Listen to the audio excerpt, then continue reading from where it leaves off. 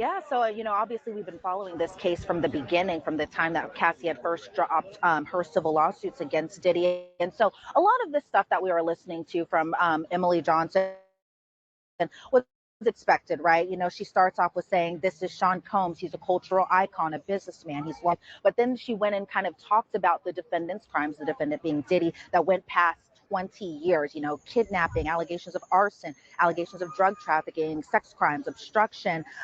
They were talking about one specific night where the defendant was on the hunt for girlfriend Cassie. So I was pretty surprised there that they just went out of the gates and already had just named her. I was assuming when she were going to be taking the stand, that's when the jurors would know her name, and that's when she would be introduced as alleged victim number one. But the government came out and just automatically just named her. They talked about the incident where Diddy found out Cassie was seeing another man, and that Diddy took his gun and his bodyguard, and Diddy threatened to allegedly kill this man that Cassie was with.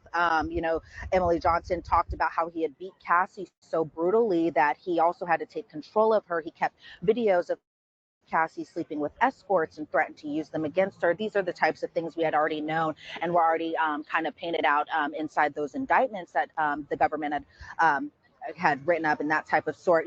Diddy referring himself as a king, which is kind of ironic because he has a giant king crown on the back of his neck. Emily Johnson spoke about the defendant using his inner circle to manipulate women that for a while he watched, how his bodyguards kind of played, or bodyguards as well as employees kind of played a role into this alleged RICO conspiracy as well too. And she made it a point to say this case is not about a celebrity's private sex preferences, because that was something that the defense definitely kind of chalked it up to being just that he lived an alternative lifestyle, that type of sort. And we'll talk about that